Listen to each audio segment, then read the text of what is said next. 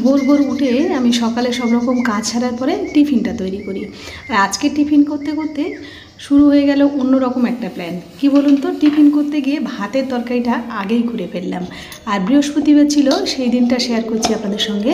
ময়দা মাখাতে গিয়ে জলটা একটু বেশি পড়ে গিয়েছে। আর তারপরে কি করলাম, এইটা দিয়ে একটা তরকারি রান্না করব।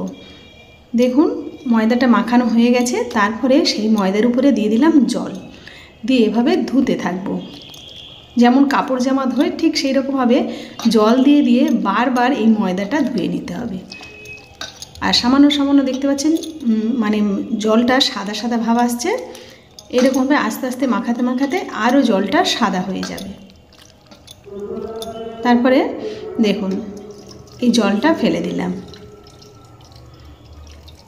তারপরে আবারও জল দেব। জল দিয়ে দিয়ে মোটামুটি এটা ধুতে ধুতে যখন একেবারে জলটা পরিষ্কার হয়ে যাবে, তখন জানবেন যে এটা একেবারে ধোয়া হয়ে গেছে। এটা আসলে মানে যে গ্লুটেন, যেটা ময়দার মধ্যে যে গ্লুটেন থাকে, সেই গ্লুটেনটাই এটাই। আর জলটা যে সাদা অংশটা ওটা তো পড়ে যাচ্ছে। এই রকমভাবে আস্তে আস্তে ধুতে থাকবো। আপনারা ভাবছেন হয়তো একেবারে সব ধুয়ে যাবে, তা কিন্তু হবে না। এই যে দলার পাখি আছে, ঠিক এটা মনে হবে যেন খাসির চর্বি যেমন হয়, ঠিক সেই রকম একেবারে তলতলে টাইপের হয়ে যাবে। দেখুন এই জলটা আবারও ফেলে দিলাম। দিয়ে এবারে জলটা একেবারে প্লেন সাদা জল দেখুন এর উপরে দিয়ে দিচ্ছি। দেখুন সেই ময়দাটা অনেকটাই ছিল, সেটা আস্তে আস্তে অনেকটা কমে গিয়েছে।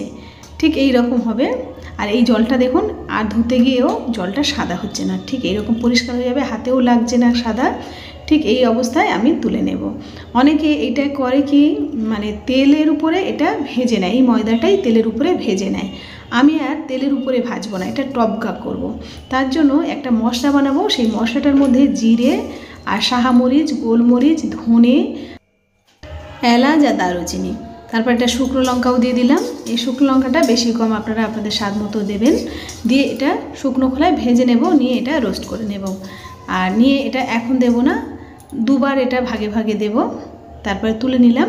নিয়ে সেই কড়াইয়ের মধ্যে সর্ষের তেল দিয়ে দেব। আপনারা চাইলে সাদা তেল দিয়ে বা তার উপরে সাদা তেলের উপরে ঘি দিয়ে করতে পারেন। যেহেতু এটা নিরামিষ রান্না, আমি কিন্তু সর্ষের তেলেই রান্নাটা করছি। তারপরে আলু ভেজে নিচ্ছি। আলুটা আমি একটা বড় সাইজের আলু ডুমো ডুমো করে কেটে নিয়েছি। আপনারা চাইলে আলু নাও দিতে পারেন, কিন্তু আমি আলুটা দিয়ে দিচ্ছি।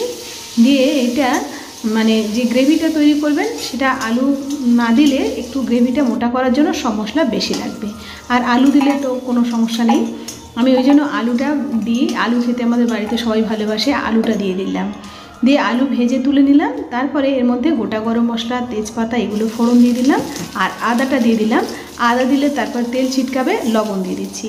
আর লবণটা আমি হাতে কেন দিই বলুন তো, আমাদের যে লবণটা কেনা হয়, এই লবণটা মানে ডেলা ডেলা থাকে। এটা সৈন্ধব লবণ। এই সৈন্ধব লবণ ছোটো ছোটো প্যাকেট আর ডেলা ডেলা থাকে, ওই জন্য হাত দিয়ে মেরে তারপরে দিই। তারপরে আদার উপরে যখন লবণ দেবেন, আদাটা ছিটকাবে না। তারপরে টমেটো দিয়ে দেব, দিয়ে এভাবে মাখিয়ে নেব। আর যখন আপনারা আলু না দেবেন, তখন সব মশলা একটু বেশি পরিমাণে দেবেন। কাঁচা লঙ্কা দিয়ে দিলাম। দিয়ে এর উপরে একে একে মশলা দিয়ে দেব। মশলার মধ্যে আছে হলুদ, লঙ্কার গুঁড়ো, এর আগে তো লবণ দেওয়া আছে। দিয়ে সামান্য একটু কষিয়ে নিয়ে একটু জল দেব। জল দিয়ে আরও কিছুক্ষণ এভাবে ফুটবে, ওপরে দেখবেন তেল ছেড়ে দেবে, তখন জানবেন মশলাটা পুরোটাই কষানো হয়ে গেছে। এরকম অবস্থায় দিয়ে দেব ভাজা মশলাটা, যে মশলাটা ভেজে রেখেছিলাম সেটা দিয়ে দিলাম হাফ চামচ। দিয়ে এর উপরে দিয়ে দেব ভেজে রাখা আলুটা, দিয়ে আবারও ভেজে নেব। ব্যাস, যেহেতু আলুটা আগে ভাজা ছিল আর মশলাটাও কষানো ছিল, বেশিক্ষণ কষাতে লাগবে না। কিছুক্ষণ কষিয়ে নেওয়ার পরে তারপরে এর মধ্যে দিয়ে দেব জল। জল খুব বেশি হবে না, কমও হবে না, সেরকমভাবে জলটা দিয়ে দেব। মিডিয়াম থাকবে। তারপরে এটা সিদ্ধ হতে টাইম দিতে হবে। চাইলে ঢাকা দিয়েও এটা সিদ্ধ করতে পারেন। আর আলুটা খুব সহজে সিদ্ধ হয়ে যাবে, কেন বলো তো, খুব ভালো করে ভাজা আছে, তাই আলুটা সিদ্ধ হয়ে যাবে। এবারে গ্যাসের ফ্লেমটা মিডিয়াম রেখে যে ময়দাটা মানে মাখানো বা ধুয়ে রাখা যেটা দেখলেন, ওই ময়দাটা ছোট ছোট করে এরকমভাবে কেটে কেটে নিয়ে, ঠিক যেমন বড়ি দেয় সেইরকমভাবে ছোট ছোট করে কেটে আমি ঝোলের উপরে ফেলে দিচ্ছি। এই টপকা হচ্ছে এরকম। আর এটা একেবারে শক্ত ডেলার মতো কিন্তু হবে না, এটা সফট হয়ে যাবে আর সিল্ক টাইপের হয়ে যাবে। ঠিক এইরকমভাবে, খুব বেশি পরিমাণ হবে না, অল্প দিয়েছি। আর তরকারিটা ভালো লাগবে, খারাপ লাগবে না, নিরামিষ দিন তো। যদি সামান্য একটু অন্যরকম হয় ভালো লাগবে। শেষে কী দিলাম বলুন তো, একটু মিষ্টির গুঁড়ো দিয়ে দিলাম, মানে মিষ্টি আপনারা দেবেন একটু, আর ঘি দিয়ে নামিয়ে নিন। আর যে মশলাটা আগে করে রেখেছিলাম সেই মশলাটাও দেব। ব্যাস, এবারে মানে একটু সামান্য একটু ফুটতে থাকবে।